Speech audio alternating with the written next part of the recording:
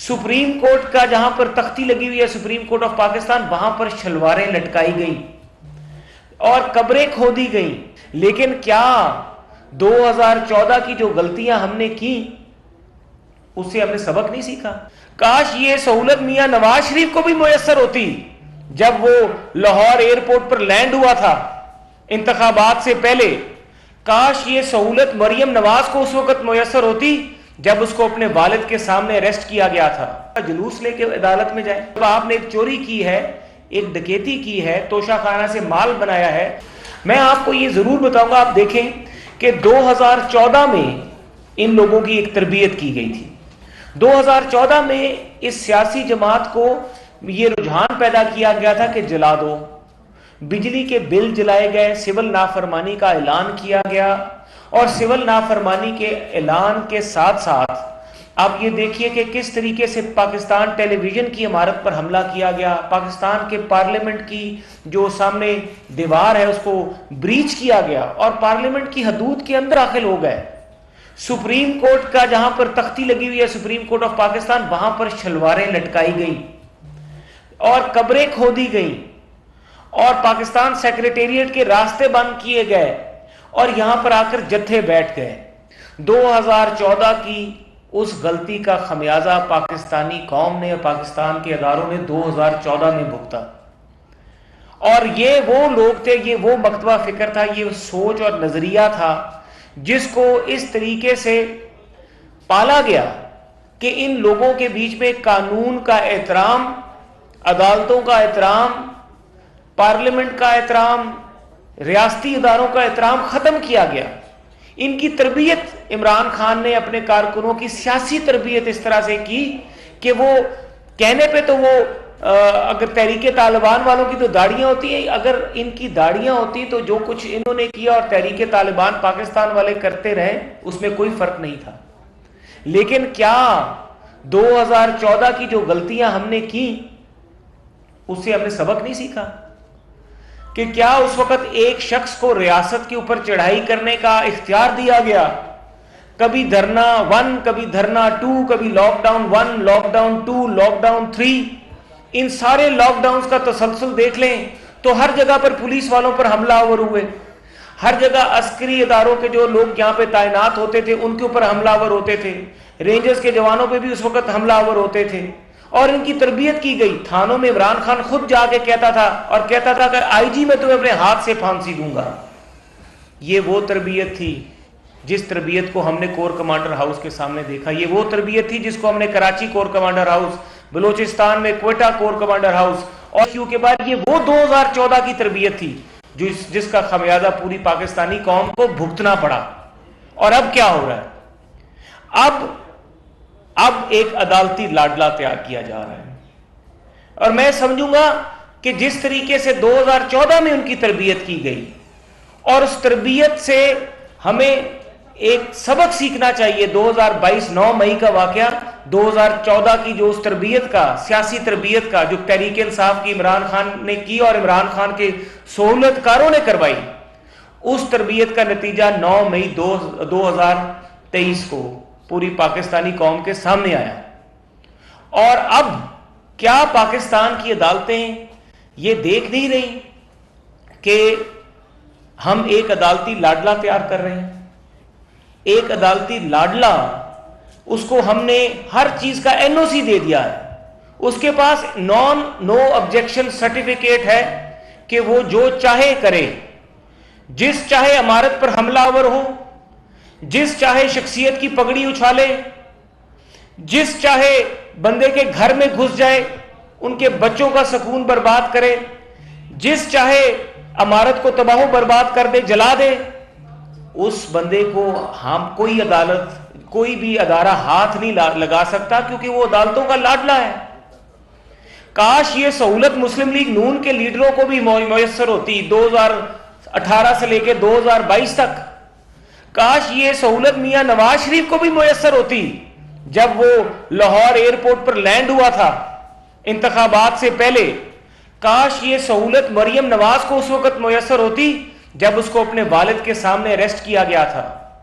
जो सहूलत इमरान खान को पुलिस लाइन में बैठे इमरान खान को मुयसर हुई थी, काश वो सहूलत ख्वाजा साद रफीक, शाहिद खाकान अब्बासी, राना सनाउल्लाह, इन तमाम लोगों को भी सहूलत मुयसर होती। काश वो सहूलत फरियाल तालपुर, खुर्शीद शाह को भी मुयसर होती।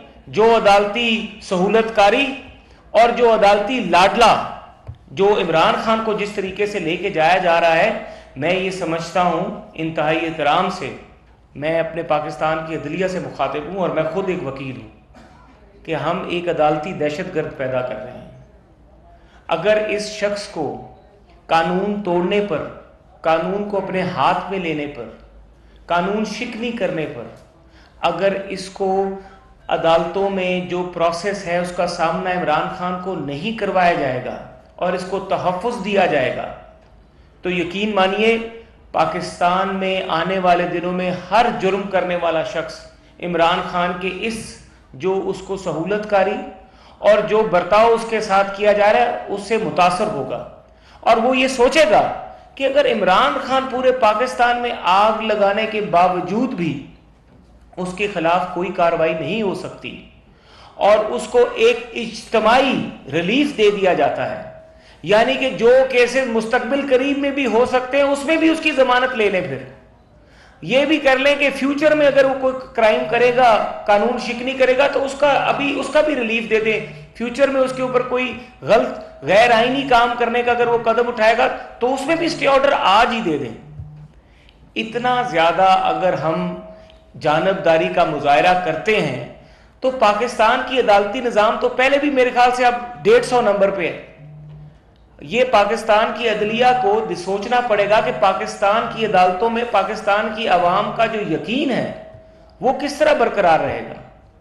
मैं एक सवाल पूछता हूं कि जब हम 2018 से 2022 तक ऑपोजिशन में थे और हम कोई भी पिटीशन लेकर इसी इस्लामाबाद हाई कोर्ट में जाया करते तो हमें जस्टिस अतर मिनल्ला साहब जो वक्त चीफ जस्टिस थे इस्लामाबाद हाई कोर्ट के, एक बड़ा लेक्चर दिया करते थे और वो हमें आर्टिकल 69 कॉन्स्टिट्यूशन की जो है 69 बताया करते थे। हमें समझाया करते थे कि पार्लियामेंट के प्रोसेस में हम इंटरफेयर नहीं कर सकते, पार्लियामेंट की प्रोसीडिंग्स के प्रोसेस में हम इंटरफेयर नहीं कर सकते, पार्लियामेंट की कमेटी के प्रोसेस में हम इंटरफेयर नहीं कर सकते। इलेक्शन कमीशन के मेंबरान की तैनाती का मामला था, पूरा पार्लियामेंट को बाईपास करके गैर आईनी तौर पर सदर पाकिस्तान ने एक नोटिफिकेशन निकाला था, लेकिन उस सारे प्रोसेस के बीच में कोई स्टे ऑर्डर नहीं कहीं पे नजर आएगा आपको। हमने सेहत इंसाफ कार्ड जब इमरान खान ने उसके ऊपर तहरीक इंसाफ का परचम शाया कर दिया, उसके ऊपर जब हमने पिटीशन डाली तो उस पिटीशन के ऊपर भी कोई स्टे ऑर्डर ना आया। हम पर खुद मुकदमात बनाए गए जो लाहौर में नैब के थे, मेरे पे मुकदमे थे, मैं अपनी पिटीशन लेके पेश हुआ उस वक्त इस्लामाबाद हाई कोर्ट में। उन्होंने कहा जी हम आपको रिलीफ नहीं दे सकते, कोई प्रोटेक्टिव बेल नहीं मिल सकती, चाहे आपका मामला लाहौर में, अब लाहौर जाएं।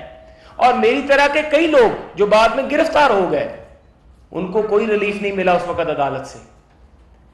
कई प्रोटेक्शन ऑर्डर्स के केसेस चले, हम प्रोटेक्शन ऑर्डर शहबाज शरीफ का मांगने गए, हम प्रोटेक्शन ऑर्डर ख्वाजा आसिफ का मांगने गए, हम प्रोटेक्शन ऑर्डर किसी भी ऐसे ख्वाजा साद रफीक का मांगने गए, शाहिद खाकान अब्बासी का, एहसन इकबाल का, तो हमें इस्लामाबाद हाई कोर्ट ने कहा कि ये पार्लियामेंट का मामला है, वो पार्लियामेंट के मामलात में इंटरफेयर नहीं कर सकते।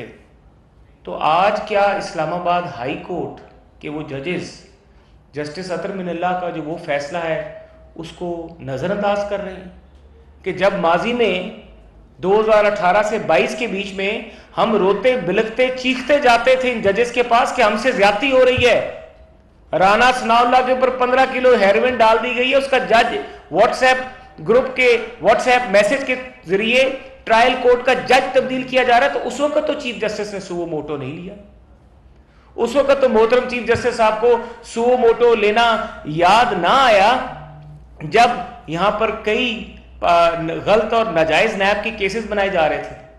हमें तो सिर्फ ऑब्जर्वेशंस नसीब हुई, हमारे केसेस में तो सिर्फ तासुरात दिए गए कि नैब ज्यादती कर रही है, नैब जुल्म कर रही है, इस तरह नहीं होना चाहिए, ये गलत है। लेकिन क्या उस वक्त कोई सहूलत जो आज इमरान खान को अदालतों से मिल रही है, ये सहूलत उस वक्त ऑपोजिशन रहनुमाओं को थी? मुयसर? क्या उस वक्त ख्वाजा साद रफी का फैसला आज भी निकाल के पढ़ लें कि कितने साल वो शख्स जो है वो जेल में पड़े रहे, गलते रहे, मुस्लिम लीग नून की क़ियादत के कई रहनुमा, कोई पुरसाने हाल ना बना।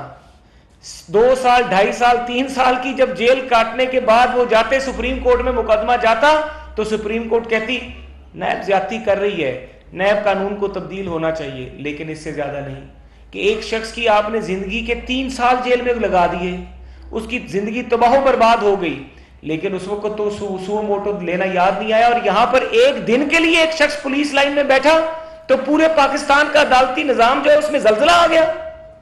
यह कैसा इंसाफ है? अगर इंसाफ के तकाजे, अगर मेजरमेंट का जो स्केल है वो यही होगा, तो फिर पाकिस्तान की जो अदलिया है इसकी रैंकिंग में, इंटरनेशनल रैंकिंग में हम यकीनन 140वें या 150वें नंबर पे जाएंगे। कि अगर हमारी जो मुंसफी है उसमें बैलेंस नहीं नजर आएगा, अगर हमारी मुंसफी में 2023 में पार्लिमानी कार्रवाई की कमेटियों के ऊपर स्टे ऑर्डर दिए जाएंगे और 2018-19 में पार्लिमानी कार्रवाई और के ऊपर अदालतें हाथ उठा देंगी और कहेंगे कि हम इंटरफेयर नहीं कर सकते, तो यह दोहरा मेयार नहीं है। अगर इस तरीके से तोशाखाना केस को आप देख लें कि तोशाखाना केस में एक जज को, जफर इकबाल को, किस तरीके से कलैप्स कराया गया। सुओ मोटो तो चीफ जस्टिस साहब को उस दिन ही ले लेना चाहिए था जिस दिन इमरान खान एक जत्थे के साथ जुडिशियल कॉम्प्लेक्स में दाखिल हुआ था, जिस दिन ऑर्डर शीट ही गुम गई थी। एक शख्स चोरी करता है, डकैती करता है, आप उसको इतनी प्रोटेक्शन देना शुरू कर देते हैं कि उसको अदालतों पर हमले करने की इजाजत दे देते हैं।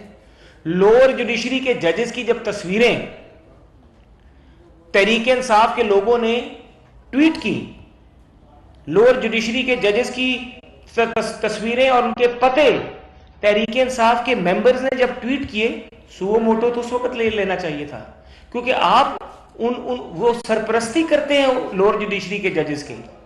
जेबा चौधरी का वाकया हो, जफर इकबाल कलैप्स कर गए।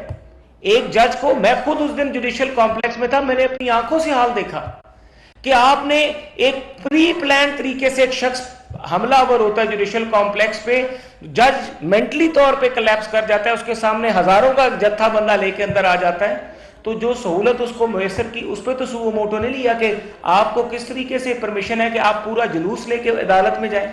जब आपने एक चोरी की है, एक डकैती की है, तोशाखाना से माल बनाया है, पैसा चोरी किया आपने और बुशरा बेगम ने, तो फिर उसके बाद आपके पास ये इख्तियार है कि आप जब भी आप पर फर्द जुर्म लगने लगे, 8 माह से, सितंबर में तोशाखाना का फैसला आया, सितंबर, अक्टूबर, नवंबर, दिसंबर, जनवरी, फरवरी, मार्च, 8 माह गुजर गए। तकरीबन 8 माह गुजरने के बाद एक शख्स पे फर्द जुर्म तो नहीं लगी। नवाज शरीफ का तो मुकदमा आपने चंद दिनों में फैसला कर दिया।